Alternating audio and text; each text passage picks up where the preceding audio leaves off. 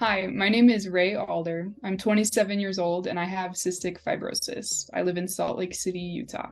My name is Luann McKinnon. I'm 68 years old with cystic fibrosis.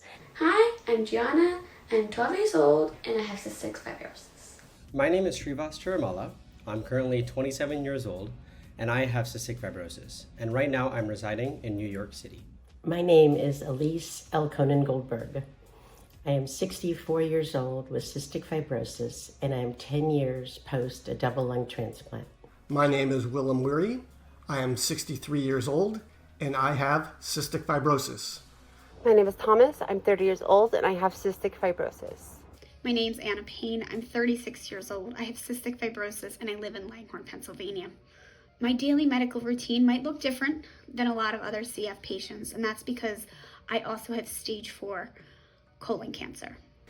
My least favorite part about having CF is having to go to the hospitals, getting shots, and when I have to cough something out and I'm in public, people start staring at me and that makes me feel uncomfortable. The biggest challenge in living with cystic fibrosis physically is just maintaining treatment adherence and also coordinating all of the care. I get care from multiple states because of some other overlapping conditions that I have. And so having to coordinate all my care teams is really like a full-time job on top of all the medical care that I have to do day to day. So that for me physically is the hardest part, just keeping up with that and what it entails. And for me emotionally, I would have to say the hardest part of having CF is probably the isolation. I think it's hard for other young adults my age to understand what it's like to live with a really serious illness like CF. And obviously we can't hang out in person with other folks with CF, so that can be very isolating at times. I'm very grateful for technology and that helps, but it's still, at the end of the day, it can be a very isolating disease. So my brother also has cystic fibrosis. And I would say the way it sort of affected our family has been more mental than physical, just because, you're always on edge with your health and how you're feeling. So I would definitely say that it's taken a pretty big mental toll on our day-to-day life, right? Just ensuring that we are doing whatever possible to ensure that my health is up to date, and also just tackling any issues that come along the way. Colon cancer is something I have been dealing with now since July of 2021. It's been 2 years.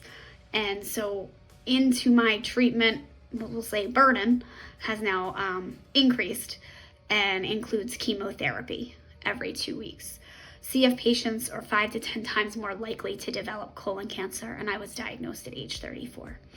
So that is something that I have to stay on top of, including my CF.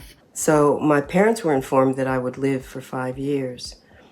And I became 19 and I turned 29 and I turned 39 and 49 and 59. And this summer I will turn 69 years old. The big challenge living with CF is finding balance. Trying to find balance with all that CF throws at you is hard enough. And then you add in your social life, your personal life, your mental health, and so on. And that's where the challenge is finding the balance. It's important to raise awareness of CF, especially in regards to diversity, equity, and inclusion, in the fact that I was missed. I am a person that the system didn't work for. It didn't catch cystic fibrosis in me when it should have. And part of that is due to my race. So it's very important that voices, especially patients like myself, patients of color, use their voice and advocate and say that, hey, we are here. It's so important that we keep finding new therapies for the 10+% of those that cannot be on modulators, so they too aren't in the hospital so often, or just the simple thing of being able to breathe better. Historically, cystic fibrosis has always been considered sort of a Caucasian disease, but recently there's been more and more research finding that there are people from all over the world that are affected with this life-threatening progressive disease. So I think that, it's extremely important that we continue to push for awareness around the world, just because there could be people that are struggling with CF that have no idea that they have cystic fibrosis. And also because, there's still 10% of the CF population that don't benefit from these sort of therapies that are out there on the market right now. My hope for the future is that we will find modulators or another treatment that will help the 10% of individuals who cannot take modulators at this current time But ultimately, my hope is that we find a cure for cystic fibrosis. My hope for the future is that we continue to fight for new therapies, fight for new drugs, fight for the coverage for everyone with CF has access to them. Please help us find a cure. My hope for the future of cystic fibrosis research is that we find a cure for cystic fibrosis.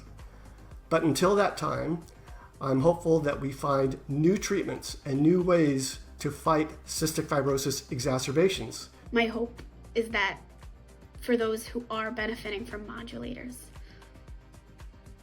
who have a new lease on life, that all of us will be able to have that same gratitude and feeling about having a new lease on life.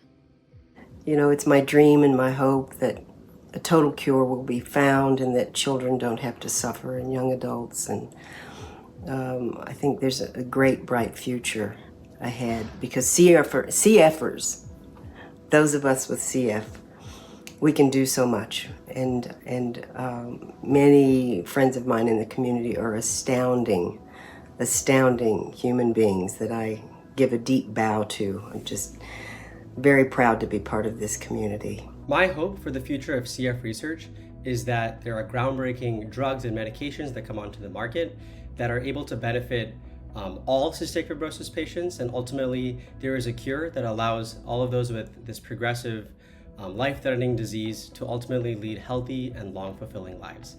Please support CEF research to find a cure. It's important that we stay focused on research and finding a cure for the final 10% and everyone fighting CF, because at the end of the day, whether you're able to take a modulator or not, there still isn't a cure found. We're still losing people far too young to this disease, and we have the tools available, and I believe we have the brains available as well to find the cure that is needed for all of us, because we all deserve more tomorrows.